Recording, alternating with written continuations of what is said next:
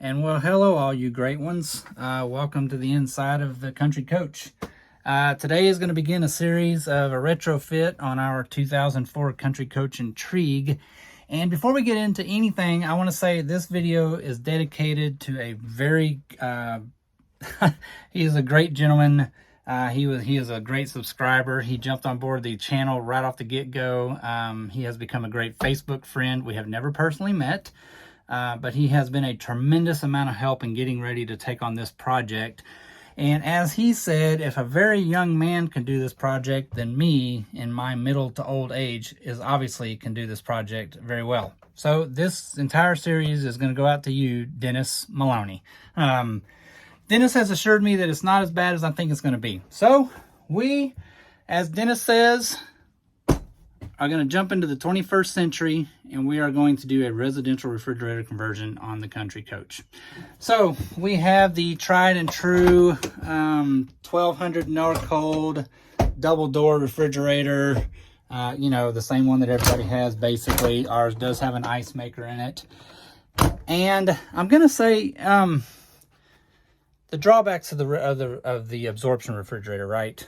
The thing works great as long as the ambient temperature outside is below about 80 degrees.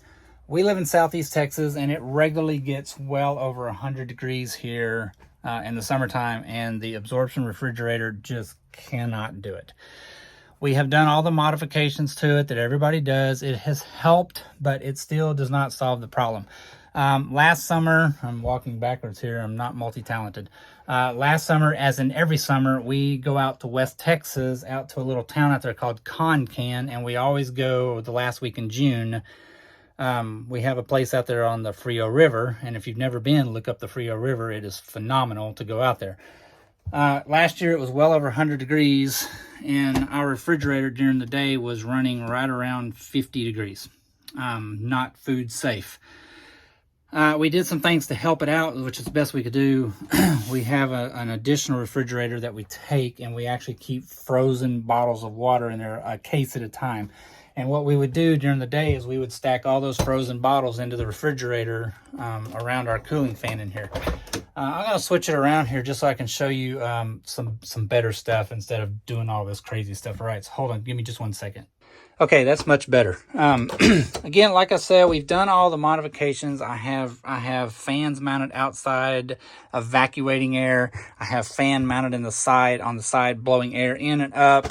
We have a fan in here that we run to circulate air. It blows right up across the condenser here, and it keeps air circulating. It's helped. Everything that you can do helps. But nothing is ever going to solve the problem of the absorption refrigerators. They cannot handle high heat outside. We even have, I run remote thermostats in them so that we can monitor them all the time so that we can know, what the temperatures are. The freezer does okay. Like I said, even last summer, we did manage to keep the freezer below freezing, but about 28 degrees. So even the stuff in the freezer, it stays frozen, but it's not froze, right? The refrigerator we just could not do it. I mean, last summer was it for me. I had made the decision that we were going to do something about changing this thing out. So I went on the hunt. I looked into doing the JC refrigeration 12-volt conversion to go to a regular 12-volt type compressor. And I really was going to do that. That's originally what I'd set out to do. I was fixing to order it. And I just got to really asking around on Facebook groups, the owners forums and everything. And Dennis, again, thank you, sir. You have been such a great amount of help on this thing. Dennis was like, skip it all. Go to the residential refrigerator. Do not look back. You will not be disappointed. So again, this is going to be a little bit of a lengthy series because I really want to try to go into a lot of detail because I have been assured that it's not that hard, and it really, honestly, it does not look that hard. The only thing that I found different about ours, other than a lot of input from others about doing it, is our heater ducting is underneath the refrigerator. I know the drawers have to go. That's not a big deal, but ours will not sit on the floor. So factoring in taking the drawers out, building a platform across there. The height of the refrigerators that you buy for these are 70 inches tall. So we're going to come out right about there. which will be perfect. So I really, like I say, I want to go into a lot of detail. I really want to be able to show you folks as much as I can, learning how to do this myself and what we're going to go through, you know, to get this thing out. Now, I know it is very heavy. We are prepared for that. And it was suggested to me on a couple of tips on how to get this thing out of here a lot easier. Now, right now, of course, I have the slides in. You know, we're not ready to get this thing out today, obviously. But when we get ready, we will put the slides out. And as you know, in these motorhomes, the window has to come out. Ours, unfortunately, has the 22-inch door. There's no way I'll get the refrigerator out that. Some of you guys out there are lucky. You have the bigger doors and you can actually squeeze that thing out there. Not so for us. This was my whole hang-up on doing the residential conversion. I honestly was the window. That's what intimidates me the most about doing this. Which is why I was going to do the JC conversion, because all I would have to do is get the refrigerator out, lay it down here on the floor, do all the modifications, and put it right back in. But I'm going to go ahead and do it. Dennis has assured me that the window is no big deal to tackle. He sent me the links for the required gaskets and such forth to do it with properly. So the first series installment is going to be all about disassembly, what it takes to get everything out, and electrical, mechanical, such forth as that, what it's going to take to get the window out and how that's going to go. And then we'll move on from there on modifications to the enclosure, what we need to do on that, and the materials that we use, how I go about doing it. Again, I'm going completely off the hip here. There is no set of instructions on how to do this other than just looking at it, trying to figure it out, and how are we going to make it happen. So that's a little bit of a tidbit of what we're going to do. We're going to move on to the outside and go ahead and start getting the electrical and all that kind of stuff disassembled. We're going to have everything ready to go before we do the window. That's the last thing I want to do right before we get ready to move the old one out and move the new one in, because I really don't want to leave it open. I did have another tip. Carpet shield, self-stick, self-adhesive carpet shield. They say it works absolutely fantastic over the window enclosure. So once you get the window out, you can put this over the outside. It's self-adhesive. It'll stick really good. It'll give you a little bit of weather resistance in case something goes wrong while you're doing this project. But I bought it. Maybe I won't have to use it. If the plan goes right, we're going to have all this done, ready to go. We'll have the new refrigerator here in a couple of days. We'll get the window out. We'll get this heavy dude out of there. We'll get the other one popped right back up in here. We're going to take the furniture and stuff out, so all this stuff will be out of the way. And then we can just go ahead and put the window right back in there and not have to worry about this. But I did go ahead and pick up a roll of this because it is very, very inexpensive, and it is priceless if the need comes for some weather or something like that, and you have to hurry up and get this thing covered up. So that's where we're at for now, folks. We're going to get outside, like I say. Make sure our propane's shut off. I already have the breaker shut off to the refrigerator in the breaker box here. Also in these coaches, ours is actually mounted right down here. There is a CO gas LP LEL detector. You know, it's there to detect if you have a gas leak or something like that, as it is right here by the stovetop and the refrigerator. If you turn that off, there is an automatic shut-off valve on the propane tank that it automatically shuts off. So we have that shut off just as a safety factor also, although we are going to manually shut the tank off as well. Just as much stuff as we can shut off, that's what we're going to do. And like I say, we'll reach in there, we'll shut the tank off manually when we get ready for that. But for now, we're going to move on around over here to the other side and start getting this dude disconnected. All right, so let's jump right on into this refrigerator conversion here. No wasting no time on this. In the first installment series here, it's going to be all about just demolition, removal, disconnecting existing components, you know, getting ready to get the refrigerator out, and then making the enclosure ready for the new refrigerator to go in. Being an RV absorption refrig, we have done all the mods that everybody does to it. So the first thing I had ever done was we had added fans, you know, to the outside, drawing in outside ambient air into the enclosure. Okay. I also have two cables right here, which run all the way up to the rooftop up here to the vent.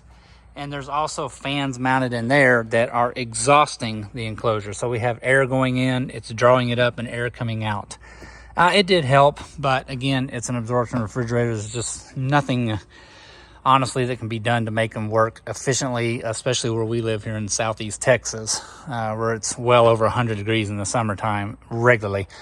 So getting ready to get everything, we have disconnected. These are just 12-volt supply lines that I had tied into the voltage going to the refrigerator. I have already disconnected the 12-volt source going to the refrigerator. This was used when it is running on gas. So it would use 12 volts to run the controls, the shutoff valve, and the igniter. All right, so we've got those disconnected already.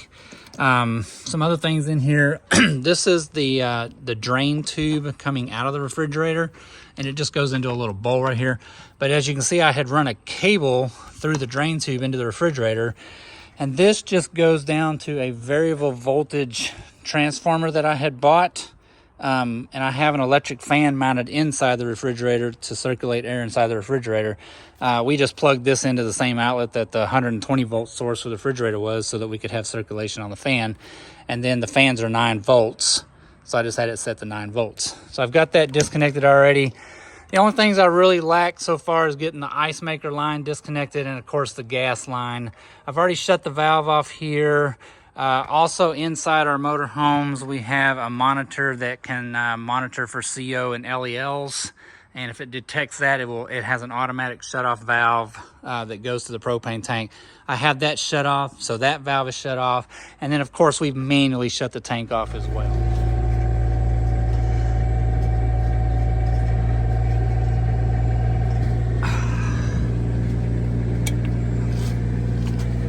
There we go. All good. Okay, so some of the things that I've already pulled out. This is the 120 volt power for the refrigerator. It just plugged into an electrical outlet. You really can't see, but it's right up in there, and it's just got a plug on it here, right here, and that plugged in right there to the control board on the back of the refrigerator. So we've already got that disconnected, and then I've already disconnected the other 120 volt power source that went to our refrigerator, which is what powered the shutoff valve for the ice maker, and it's also what powered the ice maker. That's 120 volts also. The only thing I lack right now is just some mechanical connections right here, the water line and the gas line. Right. So with that being said, the only other things we'll lack back here, honestly, there's a bolt, wood screw right here. There's another one right here, which is bolting the refrigerator down, and we will move to the inside and start getting all the trim off of it so that we can access the screws that are holding the refrigerator into the enclosure. Okay, so continuing, moving on. I actually have a helper today. He don't want to be on camera. Robert has got the water line disconnected outside. He's got the propane line disconnected outside. He's already taken the screws out of the back where it's screwed down in the back of the refrigerator. We've moved in the inside now. We're gonna leave the window for very last because Robert had an exceptional idea. It got hot today because we're in South Texas naturally. So the original plan was to go ahead and get the window out, but as I don't have enough cord to reach all the way to my 50 amp service, we're running the generator and the air conditioner because it is plumb hot. We got to get the valance off around the window still. We have got the refrigerator pretty much disassembled. We pulled all there's a bunch of cap covers that cover the screws where the refrigerator actually mounts into the cabinet. There's some on the top, and there are some along the bottom also.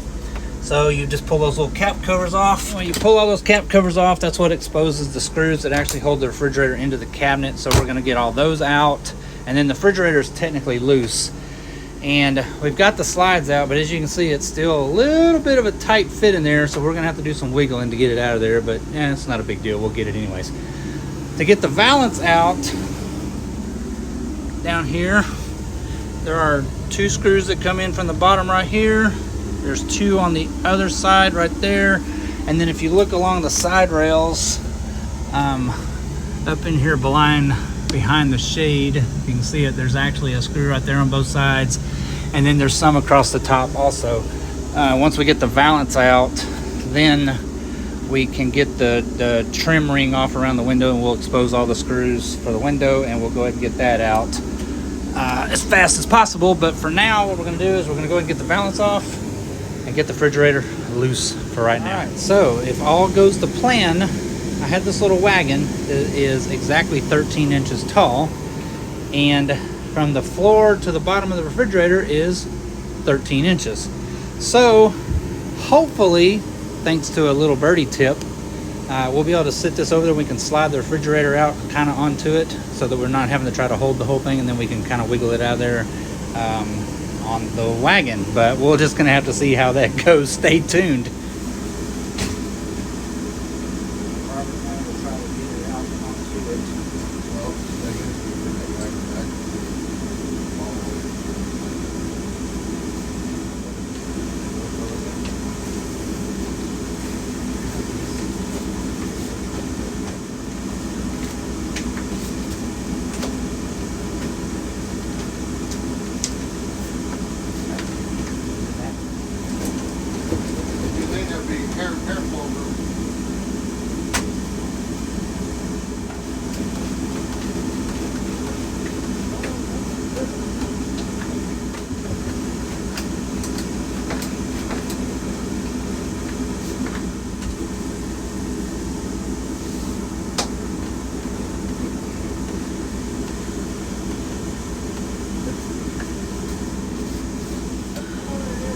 What?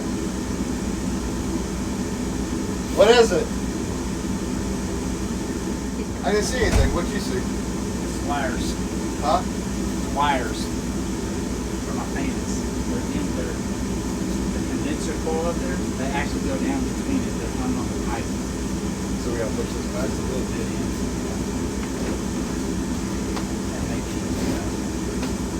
in. Okay. We figured out what's holding the refrigerator in there, actually. Remember I was talking earlier, I had done all the modifications that you can do. And if you look right up here in the back of this cabinet, I have two fan controllers right there.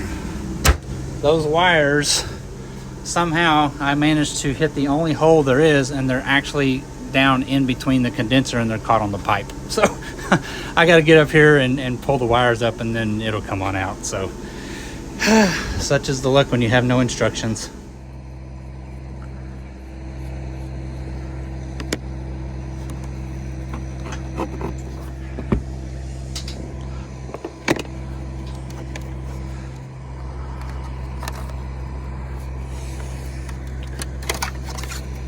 There they are. Those wires are just hanging up in the condenser coil. I don't even know if you can even see down there or not, but anyway, that's all it was. It was holding it in. All right, so that's all it was. Just the cabling that went to my fans where I had dropped them down all the way through to the inside. I actually managed to get the wires through the top of the condenser coil on the refrigerator. Who would have thought? You know, it is what it is.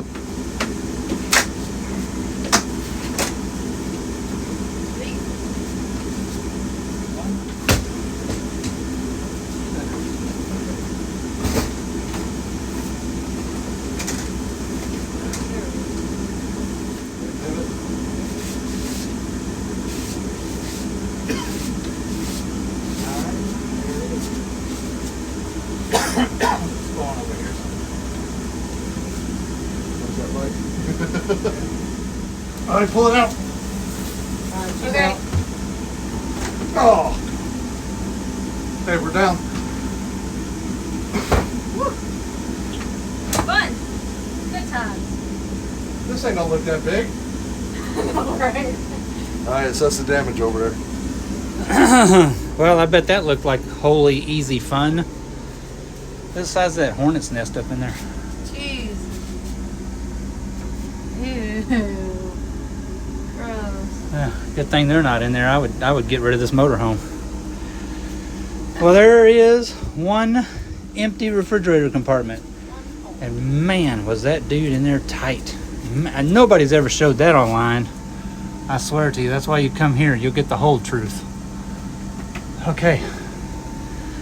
Well, there it is. So we got it out. There it is. We still have to pull the window and try to wrestle. That dude is heavy. Ah, man. Okay, anyways, so moving on. I know that this platform's got to come out. It's going to have to go down, basically the equivalent of what those drawers were.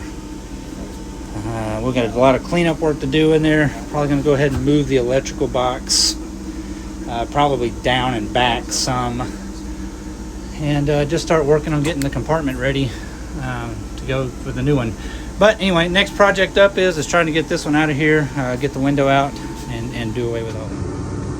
One window seal. All right, so moving right along.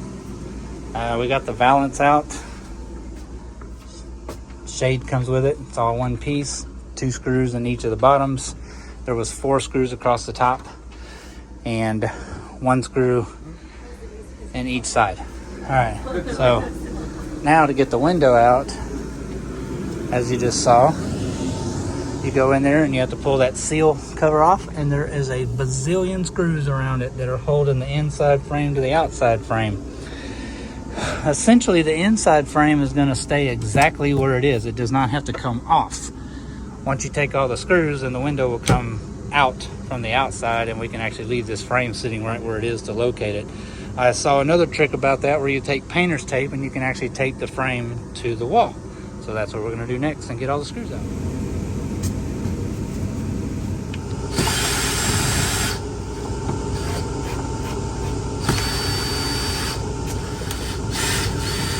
Okay, so while they're finishing up getting the screws out of the inside and some more tape on the frame just to hold it in place, we'll start prepping the outside so that we can work on getting the window out. So what we're going to do is we're just going to take a razor blade and we're going to go right around the very outside edge all the way around, because they've actually caulked these windows with like some clear silicone all the way around it. So we're just going to go ahead and cut that just to make it a little easier to separate it. And then once I get all the screws out, we will take some plastic trim tools like this, and we will start working these in around the window to start separating it from the side. So we'll get along with that.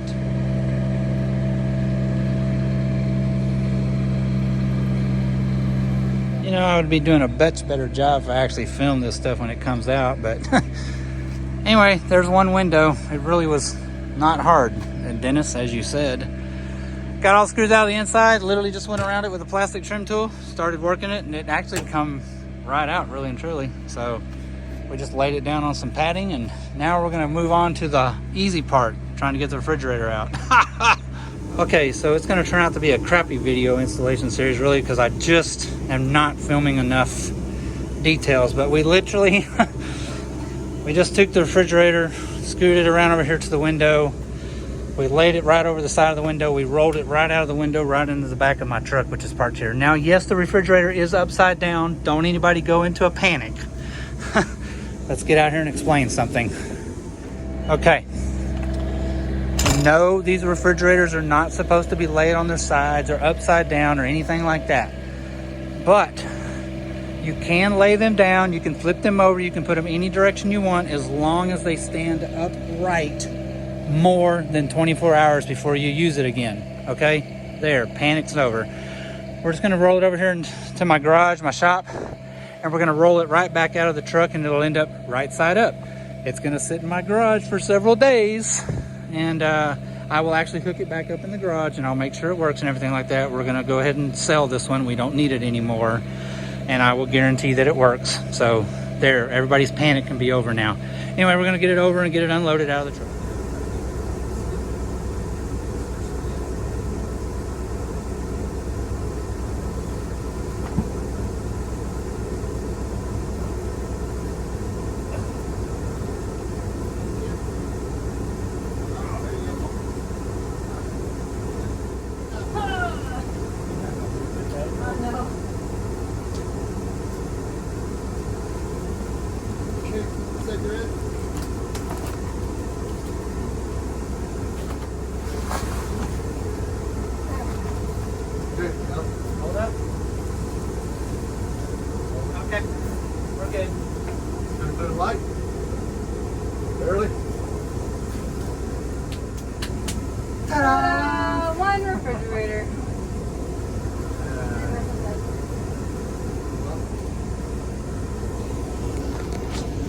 Okay, so Bullshit, I want my drink.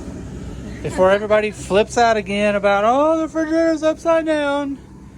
Yes, that's exactly how we put it in here, was on its side. But you'll notice that when we rolled it up, it is now standing right side up. It is going to be way more than 24 hours before we have this completely done. So this refrigerator is literally going to stand here now for about the next 2 days while we get everything cleaned up for the window, get the window back in, get it all sealed up, start getting the demo done on the cabinet, and making ready for it to go in. So this refrigerator is just fine. We bought this at Lowe's. As you can see, it is the Hisense brand. Let's talk about brands. Everybody wants to use the Samsung refrigerator, which is a very good refrigerator. We looked at Samsung, Frigidaire, Whirlpool. We actually even looked at a KitchenAid model that will fit in this enclosure like this. I ended up choosing this one because, now this is the Lowe's brand. We paid $790 for this refrigerator with an ice maker, and it has a 7-year warranty on it. That's literally half of what the Frigidaire was. The Frigidaire was $1,500. The Samsung was on sale for $11.99. And of course the KitchenAid was the most expensive, obviously almost $2,000. But for the price and the warranty that was on it, it was hard to beat it. So we're gonna go with it. And again, I mean, no more than we use this thing. I mean, we don't use it 24 hours a day, 7 days a week. So I mean, it should last us beyond us even owning this coach realistically, but it does have a 7-year warranty on it. So that's it. We're going to start working on getting the window cleaned up and get the window back in, and this will move on to a little bit down the road.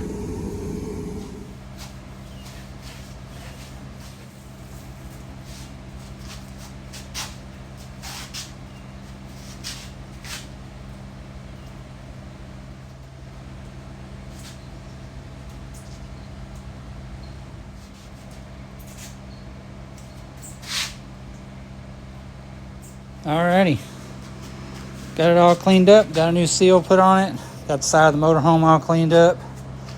We had to move it in here because it was just way too hot outside. Anyway, now moving on, we'll get it back over here and we will get it stuck back in the hole so we can get that closed up. We actually do have some weather coming in on us. Got to be careful, we're supposed to have some rain this afternoon, but we'll have the window back in there in plenty of time. It's not going to cause us any issues, and then we can be done with that, and we can go back to working on the inside and the air conditioning. All right, so it is time to put the window back in there. We've got the new gasket put on the window, and we've got this, we've got the perimeter all cleaned up and everything like that. I don't know if it was necessary or not, but it was just something I went ahead and did. As you can see, the white outline right around the edge of the window, right on the very, very edge, I went ahead and put a bead of 100% pure silicone, weatherproof, you know, stays pliable, I guess just for a little extra protection maybe. But the good sign is when I got the window out, inspecting all of the sidewall and looking at all the wood in there, there has been absolutely zero water that has ever gotten in through any of these windows. So that was a reassuring sign. But anyways, we're gonna grab the window and get it stuck back in there. Well, let me put it right here. All right. I can reach it. You got it? Hey, Jake, just set it up here. Or Sit on the cabinet.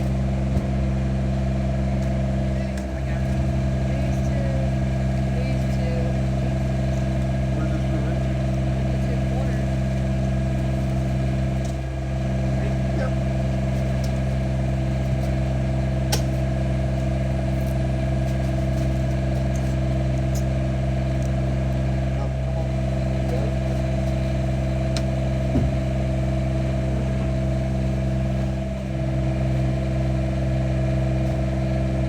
So Robert and Allie are just inside, you know, getting all the screws put back in it, and that's that. I will have to admit, Dennis, you were correct. It was not hard at all to do the window. Bad thing about it is I got to take it out again just to fix the foggy window, but that'll just be another trip down the road. We'll get that done someday. I got to do all of these windows, this window, and I got one on the other side that we got to do the foggy window on. That is that.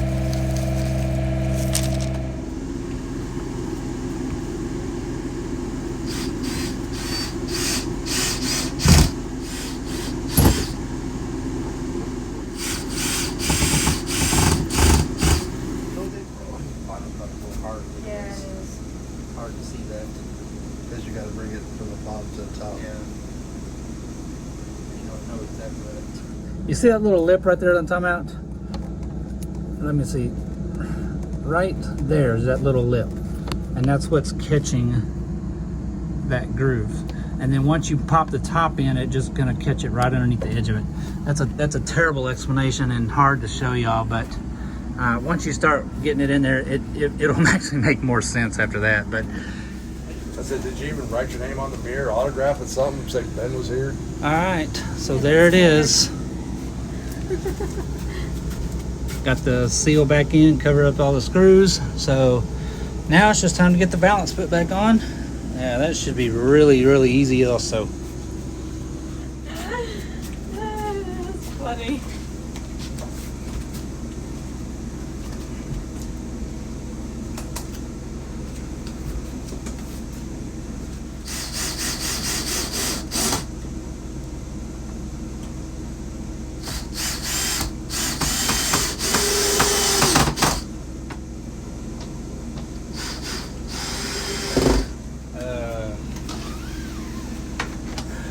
Well, that only took all day. You know, is what it is. So with that being done, it is now time to move on to starting to figure out again, like I said earlier, what we're going to do with the actual cabinet. So until then, we will see you guys on the next one. Stay tuned and we will move on to what it takes to build a new opening. See you guys later.